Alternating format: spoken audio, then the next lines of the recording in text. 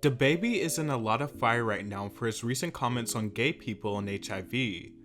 Honestly, I can't say I'm surprised since hip-hop is rampantly homophobic. But I will say it is a bit disappointing, I'm sure, for some of DaBaby's gay fans.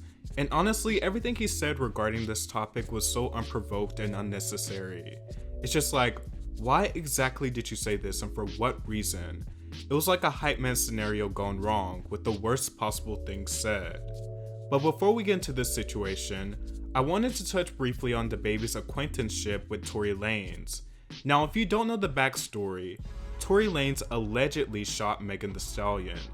Megan Thee Stallion and DaBaby are long-term collaborators and came up together, and were even at times seen as the male and female equivalent of each other, with their raunchy raps, and they have also called each other their work spouses, work husband, and work wife. So they've sort of built a brand together and have had a few hits such as Crybaby and Cash It. And that's what makes the acquaintanceship between DaBaby and Tory Lanez a bit controversial.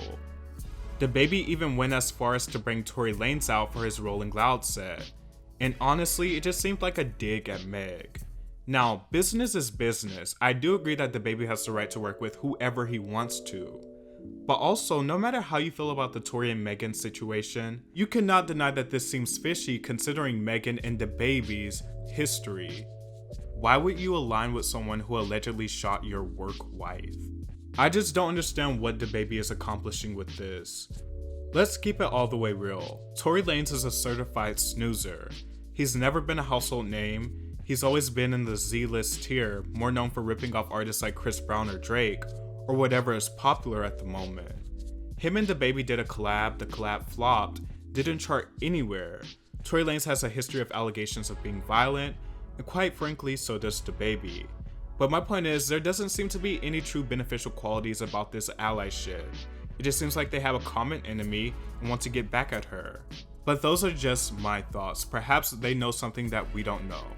Now on to DaBaby's recent crazy comments. He says to his audience, "If you didn't show up today with HIV, AIDS, any of them deadly sexually transmitted diseases that'll make you die in 2 or 3 weeks, put your cell phone light in the air." Wow, what a way to hype up a crowd. HIV and AIDS are different, and people with HIV and AIDS don't tend to die within 2 or 3 weeks, especially nowadays when there's medication readily available. It is not a death sentence anymore. This comment from DaBaby reads like it's straight from the 80s and 90s at the height of the AIDS hysteria. And also, there are many ways people can catch HIV, it's not just from sex. And furthermore, just because you do have an STD does not mean you sleep around or anything of that nature. You could have had sex only once and caught it. I just feel like there's no need to treat AIDS like it's in the 80s. The view on that topic has progressed so much, and it's not even just the view, it's the facts. We have the facts. An entire generation was lost from AIDS, and this view is just irresponsible, especially present day. He then goes on to say, "Ladies, if your cats smell like water, put your cell phone light in the air." Okay. Then he says, "Fellas, if you ain't sucking a man's banana in the parking lot, put your cell phone lights in the air. Keep it effing real. Some of y'all are suspect as..." What in the hell provokes someone to say this? And why the hell does DaBaby even care if another man is sucking another man up in the parking lot? That's a bit suspect. If you don't know what suspect or sus means, it basically means someone is suspecting you of being gay. DaBaby needs to stop worrying about other men sucking and worry about his music sucking, because he's been giving us the same flow since his debut. He then released a very terrible response that was almost like he's doubling down on his homophobic and ignorant remarks. He says, "What I do at a live show is for the audience at the live show. It'll never translate correctly to somebody looking at a little 5-6 second clip from their crib on their phone. It just don't work like that. Because regardless of what you are talking about and how the internet twisted up my words, me and all my fans at the show, the gay ones and the straight ones, we turned up." I don't understand how he claims the internet twisted up his words when this is not an article or paper interview. There is audio recording, we heard it, it's video evidence. That's just a cheap cop-out, come on now.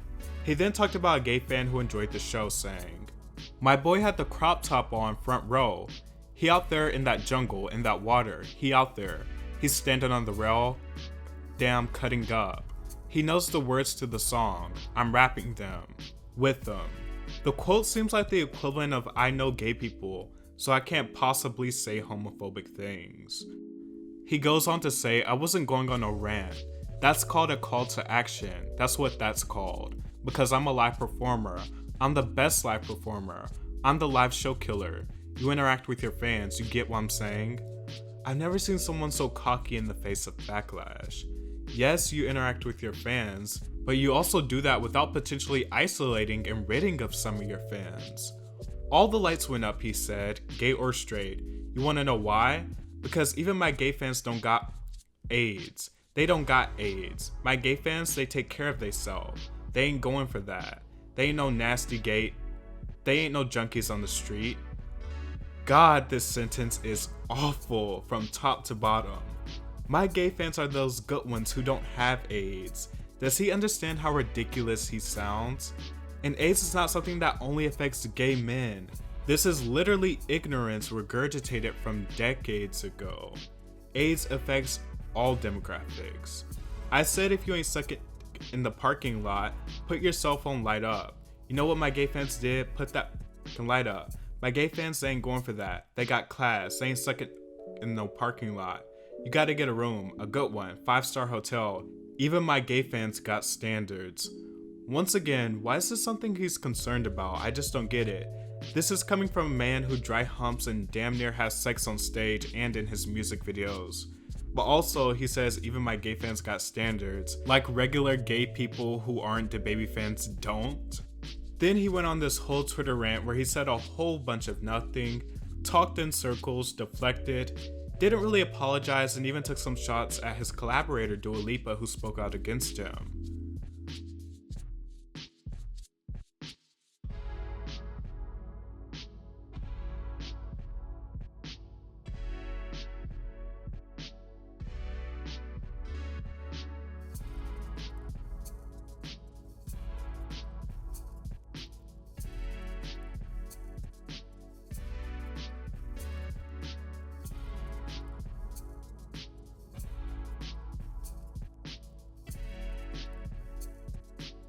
I never really liked daclown's music, if I'm being quite honest. He's super one-dimensional and never exactly pulls off his attempts at being more. He has had some songs that I have enjoyed in the past, but it's nothing to write home about and is something I could live without. I do think his rapping style and overall vibe leans more on charisma instead of impressive ability. Now, I've seen a lot of people saying he's cancelled, and it's their personal decision who they would like to listen to or support. But let's be real, this will probably not make a dent in his career at all. He will most likely continue to flourish, but it is a shame that he had to be so ignorant while doing so. I do think he has cheapened his brand and will ultimately face repercussions of people not wanting to work with him. And he will obviously lose some fans and some supporters. DaBaby is just daclown, and all of this was just so uncalled for.